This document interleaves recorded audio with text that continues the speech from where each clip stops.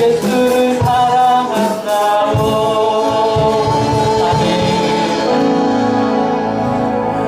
아멘. 주님을 사랑하는 마음으로 조용한 기도 드림으로 4월 3일 주일 공동예배 함께 드리시겠습니다. 저희들 죄악으로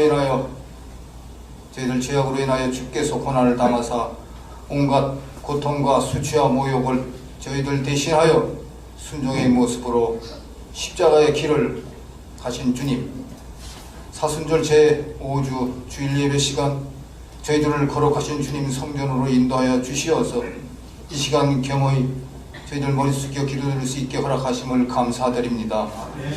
사자들이 야곱에게 돌아와 이르되 우리가 주인의 형 에서에게 이른즉 그가 400명을 거느리고 주인을 만나려고 오더이다. 야곱이 심히 두렵고 답답하여 자기와 함께한 동행자와 양과 소와 낙타를 두 떼로 나누고 이르되 에서가 와서 한 떼를 치면 남은 한 떼는 피하리라 하고 야곱이 또 이르되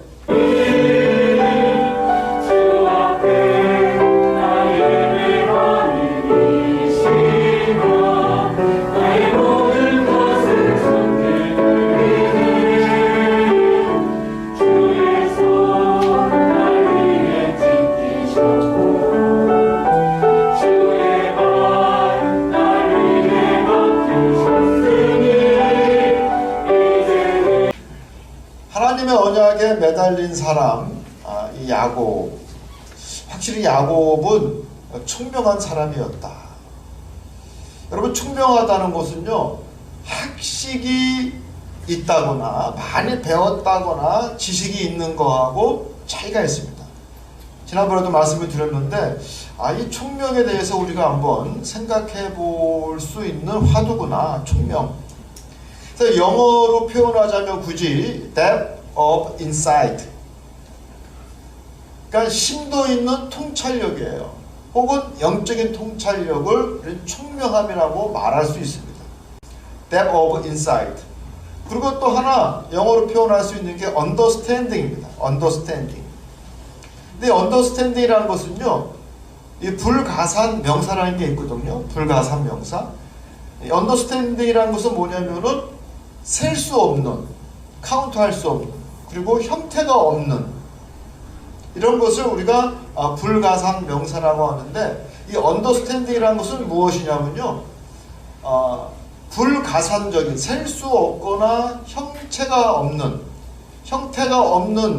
그런 것들에 대한 이해력, 통찰력, 분별력, 식별력, 이것을 우리가 understanding이라고 합니다. 여러분, 사랑, 또 사람에 대한 어떤 느낌, 이런 여러 가지, 이거 뭐예요? 셀 수 없잖아요. 형태가 없잖아요. 근데 그런 것들을 느끼고 깨닫고 분별할 수 있는, 또 이해할 수 있는 그런 어떤 능력을 우리는 understanding, 또 우리는 총명이라고 말할 수 있습니다. 총명함.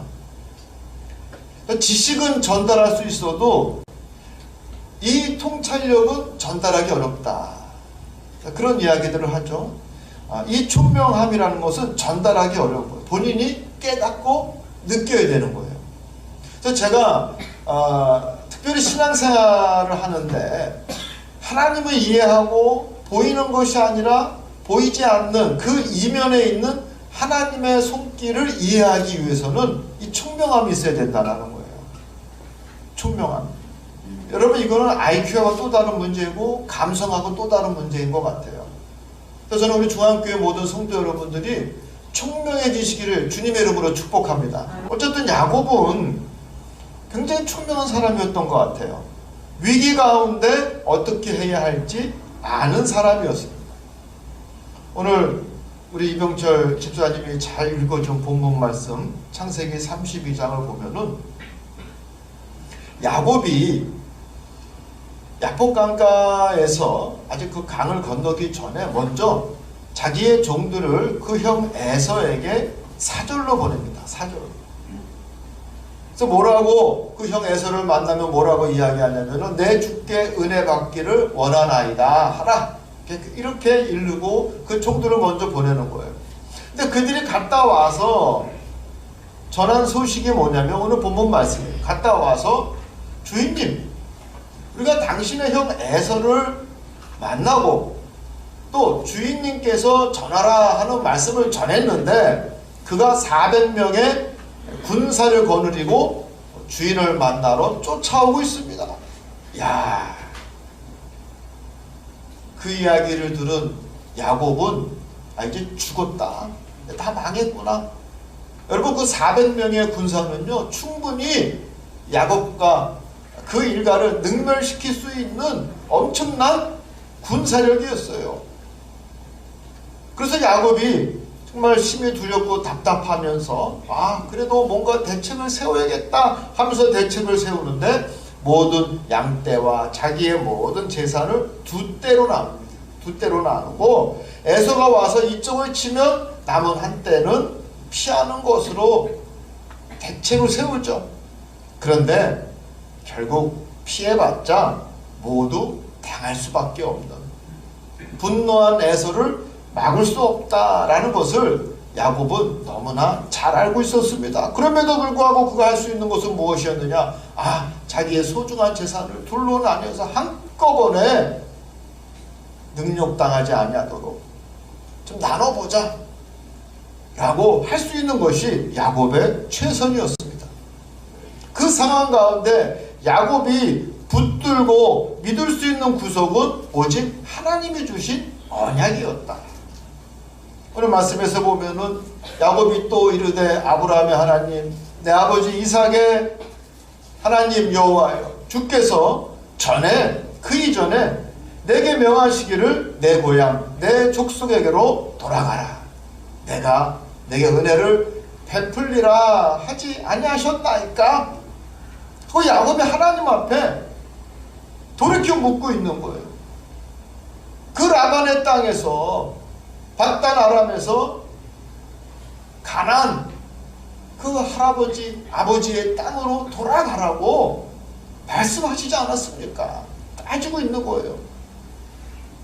그러면서 야곱이 뭐라고 이야기하냐면 나는 주께서 주의 종에게 베푸신 모든 은총과 모든 진실하심을 조금도 감당할 수 없사오니. 이건 무슨 얘기냐면요, 저는 주님의 은혜를 받을 만한 자격이 애초에 없었던 놈이었습니다. 그 이야기예요. 난 처음부터 그 놀라운 하나님의 은총을 받을 만한 자격이 없었습니다. 그런데 그런 나를 돌아보시고 불쌍히 여기시고 은혜를 베푸신 분은 하나님이었습니다. 그리고 정말로 놀랍게 지팡이 하나 들고 강을 건너갔는데 지금 돌아올 때는 하나님께서 큰 복을 주셔서 두 때나 이루었나이다. 두 때나 이루었나이다. 어마어마한 재산을 형성한 성공한 사람으로 그는 돌아오고 있었다라는 거예요. 그런데 지금 이게 무슨 상황입니까? 400명의 군사를 이끌고 에서가 자기와 자기 처자를 죽이기 위해서 쫓아오고 있는 거예요. 하나님은 자격도 없는 나를 택하셔서 큰 복을 주시고 일가를 이루게 성공하게 하셨지만 결국 나를 미워하는 20년 동안 벼르고 이를 갈았던 그 형 에서의 손에 죽게 생겼습니다. 하나님 뭐 하시는 겁니까? 결국 나를 죽게 내버려 두시렵니까? 은혜를 주시고 나와 함께 동행하시고 놀라운 복을 주실 때는 언제고 이제 여기서 죽게 만들고 내 형 에서에게 모든 것을 빼앗기고 이제 망하게 생겼습니다. 야곱이 따지고 있는 거예요, 하나님한테. 여러분, 그런데요, 야곱은 분명 총명한 사람이었습니다. 다급하게 하나님 앞에 따지는 듯이 그가 매달리고 있지만 하나님이 보호하시고 베푼 은혜는 일회용이 아니었다라는 것을 그는 처음부터 잘 알고 있었습니다. 자격이 없는 자기를 처음부터 택하신 것은 결코 우연이 아니었습니다. 그것은 전적으로 하나님의 섭리, 하나님의 은혜였습니다. 배고픈 형에게 팥죽을 팔아 장자권을 빼앗으려고 했던 야비한 인간, 게다가 눈먼 아버지를 속여 먹어 축복을 받으려고 했던 사기꾼 야곱, 그리고 누구 못지않게 욕심으로 가득 찼던 인간 그 야곱을 하나님께서 택하신 것은 장난이 아니라 당신의 은혜와 섭리를 보여주시기 위한 구원의 과정이었다라는 것을 야곱은 잘 알고 있었습니다. 여러분, 우리가 야곱을 친숙하게 생각하고 왠지 마음이 가는 이유는 우리와 비슷하기 때문입니다. 그가 뭐 인격적으로 다른 도덕적으로 흠이 없고 온유하고 완벽하고 그래서 우리가 친숙한 것이 아니라 우리와 같이 자격이 없는, 뭔가 문제가 있는, 야곱의 고백처럼 우리도 하나님의 은혜와 그 은총을 감당할 수 없는 사람들입니다. 그럼에도 불구하고 하나님은 굳이 야곱을 택하셔서 하나님의 사람으로 세워주신 것처럼 우리들도 주의 은혜를 감당할 수 없는 죄인이요 자격 없는 주인이지만 구원의 자녀로 삼아주셨습니다. 하나님의 구원의 섭리 가운데 내 이름을 우리 하나님께서는 넣어주셨어요. 할렐루야. 여러분, 이것은 은혜 가운데 은혜입니다. 우리 하나님께서 보다 선명하게 그 구원에 이루시기 위해서 당신의 독생자를 이 땅에 보내시고 그 아들에 대한 믿음이 있는 자들은 천국 백성으로 삼아 주셨습니다. 이것이 바로 하나님의 구원의 섭리입니다. 아브라함이 하나님 앞을 떠나지 않는 그 믿음을 보여준 것처럼 우리들도 그리스도 예수에 대한 신뢰와 사랑을 가지고 주님 앞을 지키는 것이 곧 믿음이요, 그리하면 나나 여러분이나 아브라함과 이삭과 야곱과 같이 믿음의 기업을 잇는 믿음의 족속이 될 수 있습니다. 즉 야곱의 이야기는 자격 없는 우리가 구원받는 백성이 될 수 있다라고 하는 예시적 사건이었다라는 거예요. 그래서 우리는 야곱의 더욱더 친숙함을 느낄 수밖에 없습니다. 여러분, 인생을 살다 보면은 저도 때로는 그렇게 잘 착할 때가 있어요. 내가 왜 이렇게 약하지? 왜 이렇게 비겁하지? 비열하지? 왜 야비하지? 심지어 나도 사기성에 있네? 라고 느낄 때가 있어요. 저만 그런가요? 마찬가지입니다. 근데 야곱을 보면은 우리에게 소망이 있는 거예요. 아, 그런 야곱을 우리 하나님께서 돌보시고 그의 이름을 불러주시고 그와 동행하시고 그의 길을 열어주시고 주의 앞을 떠나지 않게 하시고 결국 믿음의 후손이 되게 하시는구나. 여러분, 이것이 바로 우리에게 기쁨이요 소망이 될 줄 믿습니다. 달리 방법이 없었던 야곱은 오직 하나님만 바라보고 그 하나님께 매달립니다. 자기의 힘으로 이제 할 수 있는 것은 전혀 없습니다. 라반의 집으로, 그 난리를 치고 도망 나온 라반의 집으로 돌아갈 수도 없습니다. 그렇다고 아무 연고 없는 곳에 간다는 것은 더 위험한 일입니다. 그러니 야곱은 하나님께 매달릴 수밖에 없습니다. 정확하게는 하나님이 주신 그 언약을 상기시키면서 하나님이 나를 부르시고 나를 택하시고 또 하나님이 돌아가라 하지 아니하셨습니까?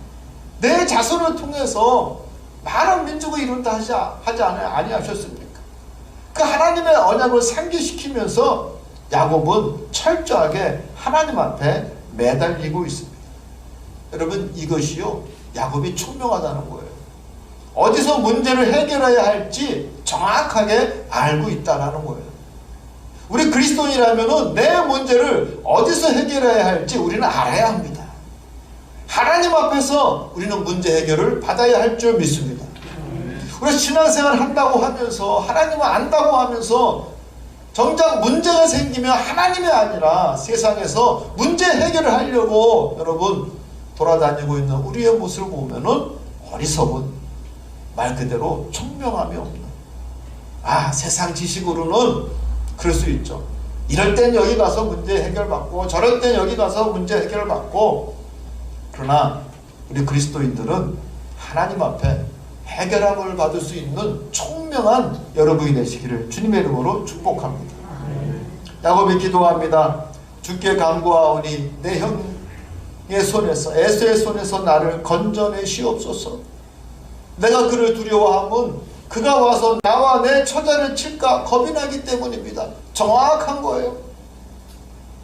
내가 이렇게 두려워하고 무서워하고 있는 이유가 무엇입니까? 나도 죽고 내 처자 그가 와서 칠까 내가 두렵습니다. 또한 야곱은 이런 위기를 겪으면서 깨달은 것이 있습니다.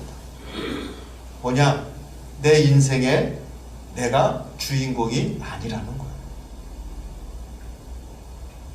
여러분, 때로는요, 내 인생에 나는 아무것도 아닐 수 있다라는 것을 느낄 때가 있습니다.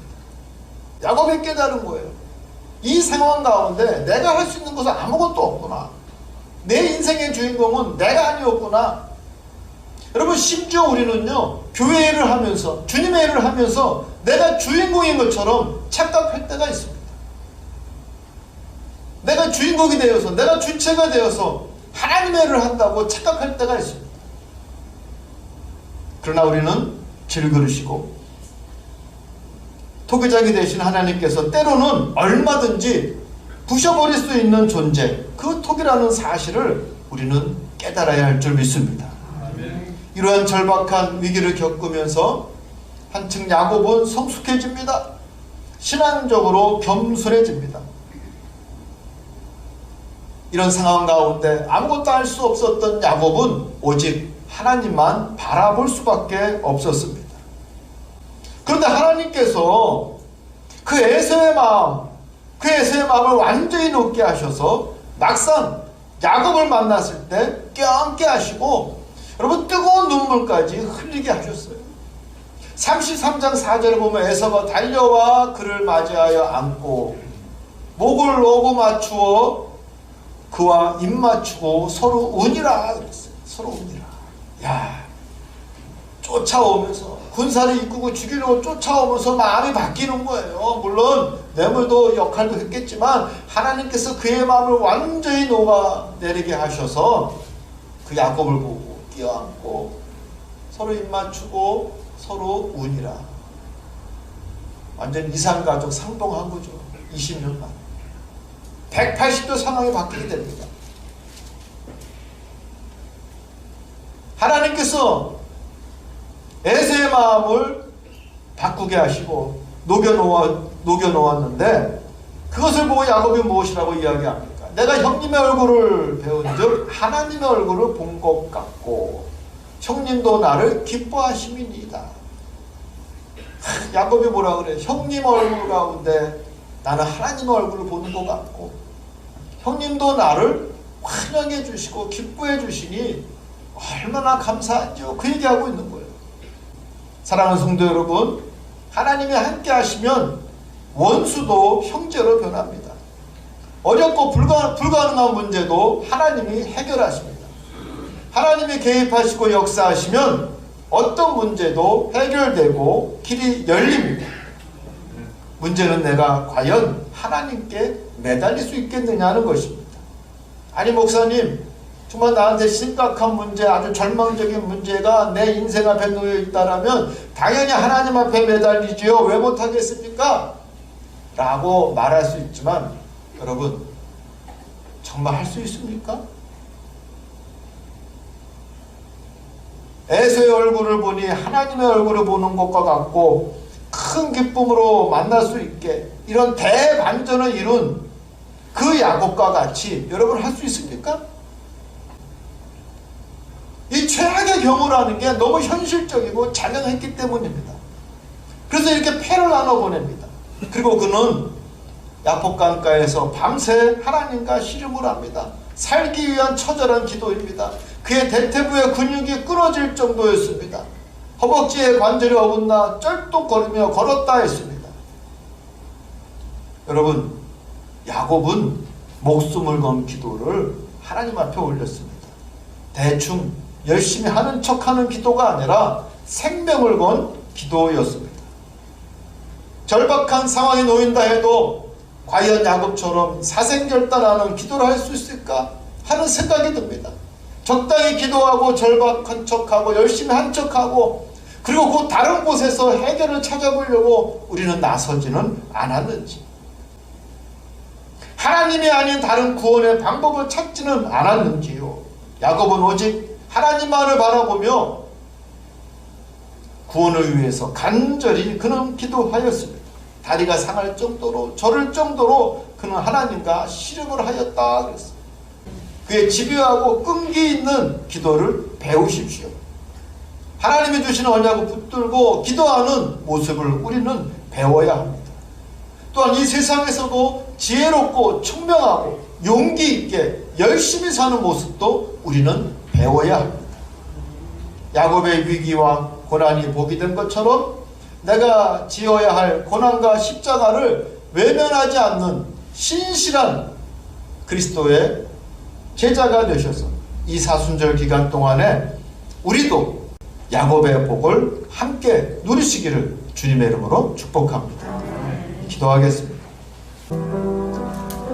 6월절 전날 밤 예수께서 사랑하시는 제자들과 함께 만찬을 나누시면서 떡을 떼어 제자들에게 나누어 주시면서 말씀하셨습니다. 이 떡을 받아 먹으라. 이것은 내가 너희를 위하여 내어주는 나의 몸이니 이것을 먹을 때마다 나를 기념하여라.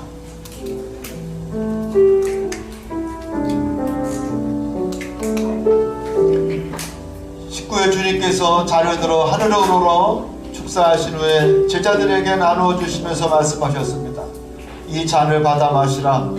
이것은 내가 너희의 생명을 위하여 내어주는 나의 피니 이것을 먹을 때마다 나를 기억하여라.